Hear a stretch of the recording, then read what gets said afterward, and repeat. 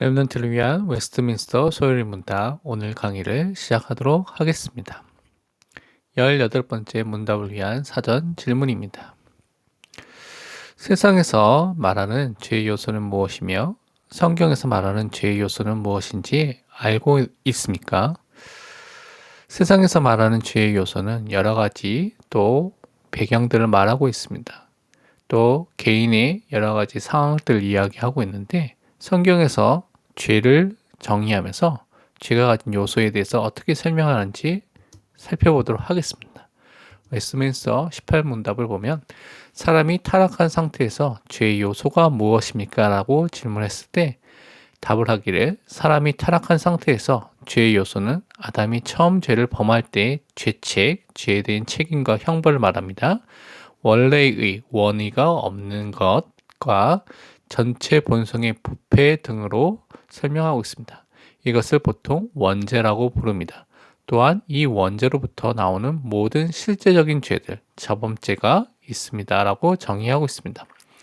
여기에 관련해서 대요리 문답 25문답에는 좀 더 설명하기를 인간에게는 영적인 선한 것을 전혀 행할 마음이 없는 상태에 이르렀고 능력도 얻게 되고 전적으로 선한 것을 거역하게 된다고 말하고 전체적으로 또한 계속적으로 모든 악한 것을 좋아하는 성향이 생기게 됐다고 설명하고 있습니다. 결국 죄성, 악한 것을 향하게 되는 상태가 오게 된 것이라고 설명을 하고 있습니다.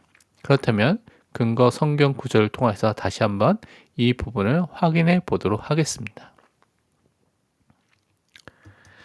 로마서 5장 12절 말씀을 보면 그러므로 한 사람으로 말미암아 죄가 세상에 들어오고 죄로 말미암아 사망이 들어왔나니 이와 같이 모든 사람이 죄를 지었으므로 사망이 모든 사람에게 이르렀느니라 라고 설명하고 있습니다.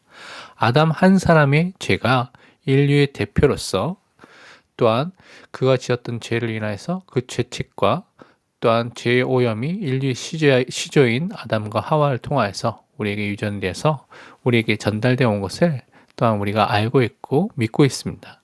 그래서 로마서 3장 10절에는 기록된 바 의인은 없나니 하나도 없으며 라고 설명하고 있습니다.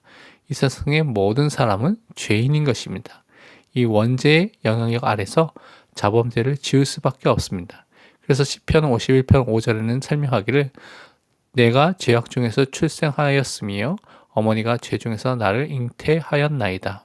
다윗이 이렇게 죄 중에서 태어난 것에 대한 부분을 고백한 것입니다. 특히 창세기 6장 5절에는 여호와께서 사람의 죄악이 세상에 가득함과 그의 마음으로 생각하는 모든 계획이 항상 악할 뿐임을 보시고라고 설명하고 있습니다. 원죄 이후에 모든 인간은 이 죄로 인하여서 죄를 지을 수밖에 없는 상태에 이르게 됐습니다. 그래서 그들의 모든 생각과 마음과 또 모든 것들이 부패하여지고 또한 타락하여서 죄를 지을 수밖에 없는 상태에 이르는 것을 우리가 또한 볼 수 있습니다. 그렇다면 우리가 적용과 묵상을 위해서 어떻게 생각하고 또 실천해야 될까요?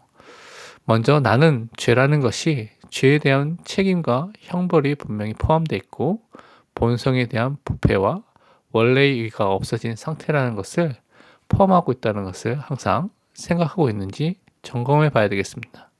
그냥 도덕적인 죄가 아니라 죄에 대해서는 분명히 책임이 있고 죄라는 것은 본성에 대한 부패와 원래 가졌던 의가 없어진 상태에 이르고 그것들을 죄라고 하는 것을 여러분이 생각해야 되겠습니다. 아담의 원죄 아래에 있는 모든 사람들은 자범죄를 또한 짓게 되는 상태에 있다는 것을 여러분이 알고 있는지 또한 믿고 있는지 생각해 보시기 바랍니다. 이 원죄와 자범죄는 뗄 수 없는 너무나 밀접한 관계 속에 있다는 것을 항상 생각하시기를 바랍니다. 이번 한 주 동안 18문답에 나온 근거 성경 구절을 읽고 묵상하면서 우리 죄를 용서하시고 죄와 사망의 법에서 우리를 해방하신 예수 그리스도의 언약에 집중하는 귀중한 시간을 가지시기를 바랍니다. 19문답을 위한 사전 질문입니다. 여러분이 어렸을 때 부모님과 만약에 헤어졌다면 지금 여러분은 어떻게 되었을 것 같습니까? 저도 어렸을 때 잠시 부모님을 잃어버린 몇 시간 동안 또한 부모님 못 만난 적이 있었는데요. 그때 기억이 아직도 생생하게 나고 있습니다. 또 많은 불안과 염려와 또 그것으로 인해서 울기도 하고 또 여러 가지 어려움 속에 있었는데요. 하나님의 인도 속에서 또 다시 부모님 만났을 때 너무나 기뻤고 행복했던 기억이 있습니다. 웨스트민스터 소위의 문답 19문답을 통하여서 다시 한번 확인해 보면 제 19문답은 사람이 타락한 상태에서 맛보는 불행은 무엇입니까? 라고 정의하고 질문하고 있습니다. 거기에 대한 답은 모든 인류는 하나님과의 교제가 끊어짐으로 말미암아 하나님의 진노와 하나님의 저주를 받아 금생에서 모든 불행과 사망을 당하고 영원히 지옥의 고통을 받게 되는 것입니다. 라고 설명하고 있습니다. 대의일 문답 27문답은 여기에 대해서 좀 더 설명하기를 하나님과의 교통이 상실되어 버렸다고 말하고 또 하나님이 우리 죄로 인하여서 그 죄를 불쾌하게 일해서 생각하셔서 저주를 내리신 것에 대한 설명을 하고 있습니다. 그래서 인간이 태어날 때부터 진노의 자녀로서 사단의 몸종으로서 금생과 내세에서 모든 형벌을 받게 되는 상태에 이르렀다고 말하고 있습니다. 여기에 모든 우리가 말하는 불신자의 상태가 이 속에 담겨져 있는 것을 우리가 확인할 수 있습니다. 웨스트민스터 소위의 문답 19문답의 근거 성경 구절을 살펴보면요. 창세기 3장 8절에 그들이 그날 바람이 불 때 동산에 거니시는 여호와 하나님의 소리를 듣고 아담과 그의 아내가 여호와 하나님의 낯을 피하여 동산 나무 사이에 숨은지라 라고 설명하고 있습니다. 죄를 가진 인간은 거룩하신 하나님에 대해서 두려워하고요. 또한 숨게 되어 있습니다. 수치를 느끼게 되어 있죠. 그것을 설명하고 있습니다. 창세기 3장 24절에는 이같이 하나님이 그 사람을 쫓아내시고 에덴 동산 동쪽에 그룹들과 두루 도는 불칼을 두어 생명나무의 길을 지키게 하시니라.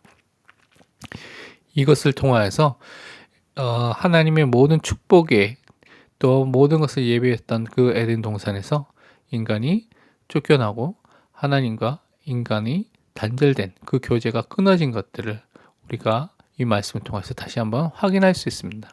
로마서 1장 18절에는 하나님의 진노가 불의로 진리를 막는 사람들의 모든 경건하지 않음과 불의에 대하여 하늘로부터 나타나니라고 설명하고 있습니다. 불의한 사람, 하나님을 떠나서 죄에 붙잡혀 있는 이 불의한 사람, 원래의 의가 상실된 이 불의한 사람에게는 하나님의 진노가 임할 수밖에 없는 것을 설명하고 있는 것입니다. 요한계시록 22장 3절에는 마지막 때에 일어날 것을 설명하면서 다시 저주가 없으며 그전에는 저주를 받고 저주 속에 있었던 존재라는 것을 설명하고 있죠. 그런데 마지막 때에 예수님이 다시 오셔서 모든 것을 회복할 때는 다시 저주가 없으며 하나님과 그 어린 양의 보좌가 그 가운데 있으리니 그의 종들이 그를 섬기며라고 설명을 하고 있습니다. 또 전도서 2장 22절 23절을 보면 사람이 해 아래에서 행하는 모든 수고와 마음에 애쓰는 것이 무슨 소득이 있으랴 일평생에 근심하며 수고하는 것이 슬픔뿐이라 그의 마음이 밤에도 쉬지 못하나니 이것도 헛되도다라고 전도자는 고백하고 있습니다.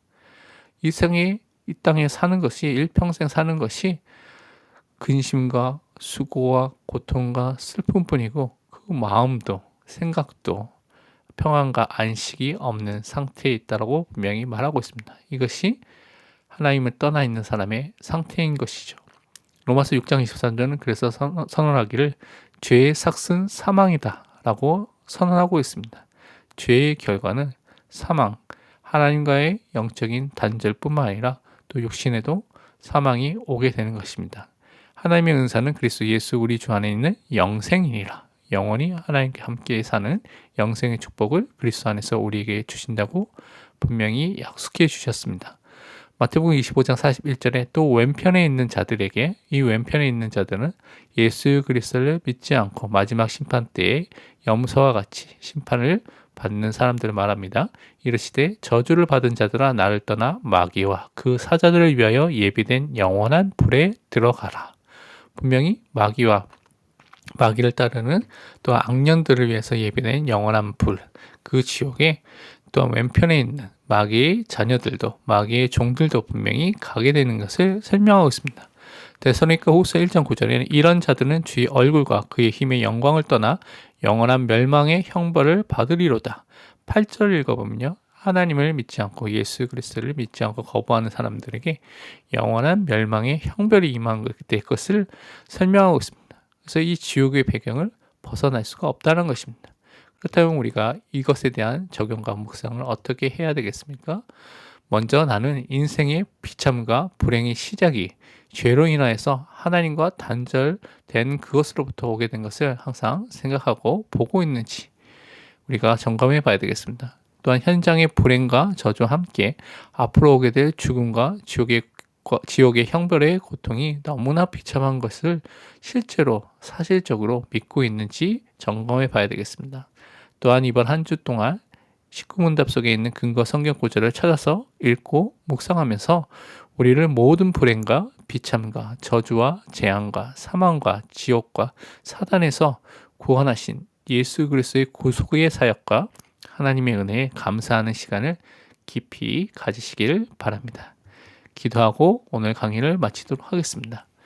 아버지 하나님, 죄로 인하여 부패되고 형벌을 받을 수밖에 없는 죄인인 우리를 예수 그리스도의 피로 깨끗하게 하시며 죄를 용서해 주신 그 은혜에 참으로 감사합니다. 죄로 인하여 하나님을 떠나서 모든 비참, 불행, 저주, 진노, 고통을 겪다가 죽어서 지옥 갈 존재였던 우리를 구원하여 주신 하나님의 그 크신 사랑에 참으로 감사합니다. 죄와 사망과 사단의 종에서 예수 그리스도를 믿어서 하나님의 자녀로 삼아주신 하나님의 긍휼에 감사드립니다. 하나님의 자녀로서 세상을 복음으로 살릴 전도자로 날마다 살게 인도해 주세요. 예수 그리스도의 이름으로 기도합니다. 아멘. 다음 주 11강은 웨스트민스터 소요리 문답 제20문답과 21문답을 다룰 예정입니다. 다음 시간에 뵙겠습니다. 오직 그리스도.